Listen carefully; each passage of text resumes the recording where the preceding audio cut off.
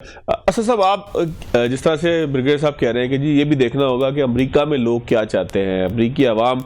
کیا چاہتا ہے، یہ تمام چیزیں جو ہے وہ ٹرمپ دیکھ بھی رہے ہوں گے، سوچ بھی رہے ہوں گے. لیکن اگر واشنگٹن کی بات کی جائے جہاں آپ خود موجود ہیں، ظاہر ہے کہ صحافتی حلقوں میں اٹھنا بیٹھنا بھی ہے، جو ٹرمپ کے حمایتی ہیں وہ اس ساری چیز کو کیسے دیکھ رہے ہیں، جو ٹرمپ کے مخالفین ہیں وہ ان تمام چیزوں کو کیسے دیکھ رہے ہیں، اور کون سی سوچ آپ کو پریویل کرتی ہوئی دکھائی دے رہی ہے، اور کیا ڈونلڈ ٹرمپ کی اگر بات کریں تو وہ کسی بھی سوچ کو کبھی اپنے اوپر حاوی ہونے دیں گے؟ کیا آپ کو لگتا ہے کہ اگر لوگ خلاف ہو جائے، مہنگائی بڑھ جائے، تمام چیزیں ہو جائے، تو ڈونلڈ ٹرمپ کو اس سے کوئی فرق پڑتا ہے ان کی نفسیات کو دیکھتے ہوئے، ان کے پورے چال چلن کو دیکھتے ہوئے؟ فواد بہت شکریہ. فرق تو ضرور پڑتا ہے، ایسا نہیں ہے کہ فرق نہیں پڑتا. اور جب کوئی ریٹنگ، اور خاص طور پہ کوئی ایسے کریڈیبل یا ماگا سپورٹرز یا رائٹ ونگ کے جو ریسرچ ہاؤسز ہیں، جو تھنک ٹینکس ہیں، یا جو ٹی وی چینلز ہیں، جو میڈیا ہاؤسز ہیں، ان کی طرف سے کوئی بھی ایسی ریٹنگ جس میں یہ پتہ کرنے کی کوشش کی جائے عوام میں کہ ان کی پذیرائی کتنی ہے، تو آپ کو بڑا کلیئرلی نظر آتا ہے کہ اس پہ پریزیڈنٹ ٹرمپ جو ہے وہ رسپونڈ کرتے ہیں آن اینڈ آف. ابھی جو ریسنٹ میں ابھی صبح اٹھ کے جو دیکھ رہا تھا، 77% امریکنز جو ہیں اس وقت، جو کہ این بی سی نیوز کا سروے ہے ریسنٹ، 77% امریکنز اس کے اگینسٹ ہیں، اور ان کی اپنی سپورٹ بیس جو ہے اس میں 37% ایسے اسٹرانگ سپورٹرز ہیں جو چاہتے ہیں کہ جنگ ہو. جو بریگیڈیئر صاحب نے اس سے تھوڑی دیر پہلے بات کی کہ 30-70 کے چانسز ہیں، 30% کے چانسز ہیں کہ آپ کے جنگ ہونے کے، یہ جنگ ہو سکتی ہے. ڈی سی میں ایک ہاکش اپروچ ہے، اور ہاکش جو طبقہ ہے یا ایک سرٹن کلاس ہے جو کہ ان کی کیبنٹ کے اندر بھی ہے، اور اس کے علاوہ بھی ماگا سپورٹرز کافی ہیں. اور خاص طور پہ ہمیں اس کو کنیکٹ کر کے دیکھنا ہوگا اسرائیل کی سپورٹ سے، یا اسرائیل کی بیکنگ سے، یا ایپیک کی بیکنگ سے. جتنے بھی ایپیک بیکنگ سپورٹ جو کانگریس میں لوگ ہیں، یا اس کے علاوہ تھنک ٹینکس ہیں، یا ادروائز اب تو میڈیا چینلز میں بھی اگر ہم دیکھیں تو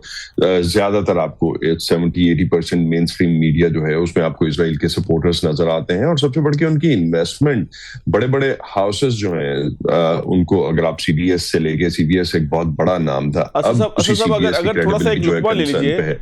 رات بھی اگر کوئی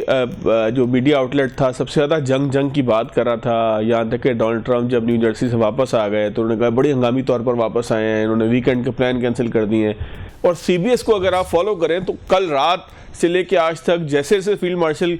کا دورہ جو ہے وہ بڑھتے جا رہا تھا، تو سی بی ایس میں ایک پینک تھا یہ شو کرنے کے لیے کہ واشنگٹن اس وقت جو ہے وہ جنگ کی تیاری کر رہا ہے. تو سی بی ایس کو بھی ذرا تھوڑا سا ڈیفائن کر دیجیے گا ناظرین کے لیے. جی، یہ سارا تھا ہی سی بی ایس کا. اب سی بی ایس اگر آپ دیکھیں تو ابھی ریسنٹلی اوریکل کے جو فیملی اوریکل کو اون کرتی ہے وہ کٹر زائنسٹ سمجھے جاتے ہیں، اور ان کا بیانیہ بھی اسی طرح کا ہے. آج تک انہوں نے بات بھی اسی طرح سے کی ہے. اگر وہ سی بی ایس پرچیز کریں گے، اور اس کے بعد انہوں نے جو مینجمنٹ میں چینجز کی، اور جتنے پرانے لوگ تھے جو خاص طور پہ جن کو جرنلسٹ کہا جاتا تھا، جو سالڈ جرنلسٹ تھے، جو ڈکٹیشن نہیں لیتے تھے، ان کو سائڈ لائن کر دیا گیا، نکال دیا گیا. اب اس کے بعد اگر آپ نے پچھلے، جس طرح سے آپ نے خاص طور پہ سی بی ایس کا پوچھا، تو سی بی ایس کی اگر آپ کوریج دیکھیں اس پوائنٹ سے آنورڈز، اور ابھی بھی 60 منٹس دیکھ لیں، آپ کو نیتن یاہو کا انٹرویو 60 منٹس پہ، یا ٹرمپ جو اس کے علاوہ اسرائیل کی کیبنٹ کے ممبرس ہیں، جو خاص طور پہ ان کی فارن منسٹری کی اسپوکس پرسن ہے، اس کا انٹرویو دیکھیں سی بی ایس پہ، اور دا لائن آف کوسچننگ اگر آپ دیکھیں تو ایک کنٹینیوس کوریج آپ کو جو سی بی ایس پہ مل رہی ہے، وہ آپ سپر پرو اسرائیل کوریج مل رہی ہے. ایک وہ ایجنڈا مل رہا ہے جو کہ نیتن یاہو کا ایجنڈا ہوگا. تو وہی چیز آپ کو یہاں پہ نظر آتی ہے، اور سی بی ایس ہی سب سے بڑھ کے آپ نے جو مینشن کیا وہی اس چیز کو پش کر رہا ہے زیادہ سے زیادہ، اور اسی طرح سے دکھا رہا ہے. اب سی بی ایس اگر آپ دیکھیں، یہ وہی ہے جو فاکس اور سی این این کے بارے میں ہم کسی زمانے میں کہتے تھے کہ فاکس دیکھیں تو لگتا ہے کہ ریپبلکن جیت رہے ہیں، سی این این دیکھیں تو لگتا ہے ڈیموکریٹ جیت رہے ہیں. لیکن اب آپ کو سی این این جو ہے وہ بھی، اس کا بھی کنٹرول چینج ہو رہا ہے ویزیبلی. اگر آپ کو ابھی اسکرین پہ نظر نہیں آنا شروع ہوا تو کچھ عرصے کے بعد ہم دیکھ سکیں گے، کیونکہ اس میں بھی جو مینجمنٹ ٹیک اوور ہے، جو آنرشپ اسٹیک ہے، وہ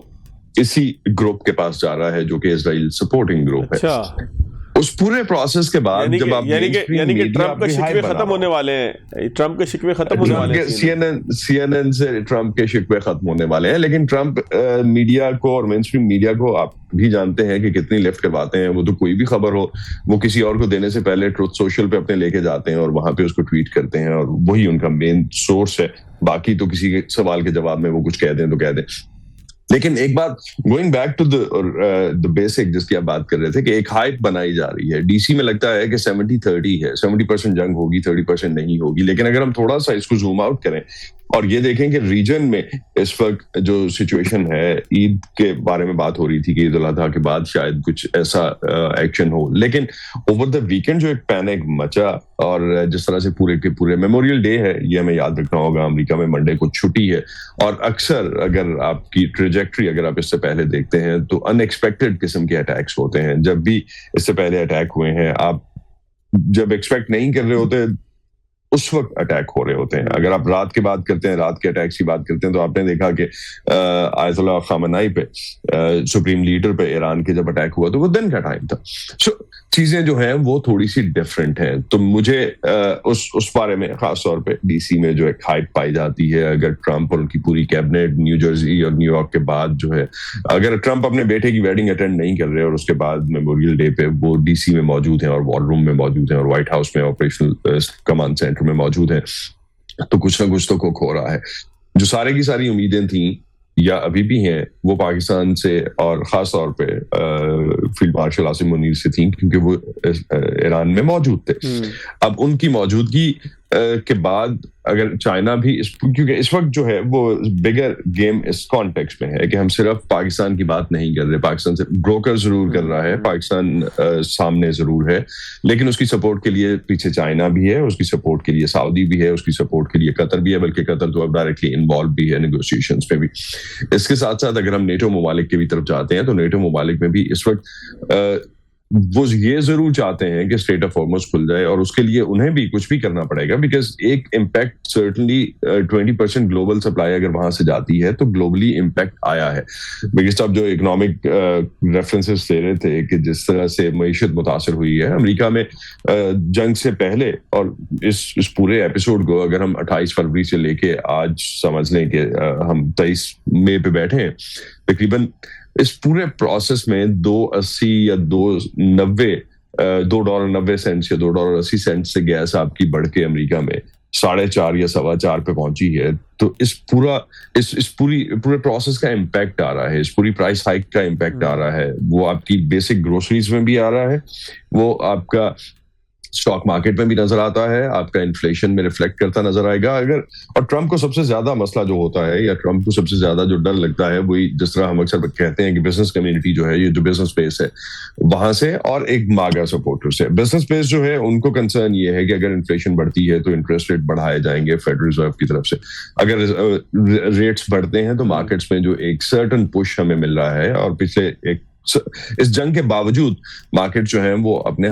ہائیسٹ لیولز پہ موجود ہیں، آلموسٹ ٹچ کر رہی ہیں. ایوری سیکنڈ تھرڈ ڈے ہم دیکھتے ہیں کہ آرٹیفیشل انٹیلیجنس پہ اسٹاکس جو ہیں ان کی ریلی ہے، یا چائنا کے دورے سے لنکڈ ان کا جو ایگریمنٹس ہوئے جو بھی ان بزنس کمیونٹی کے،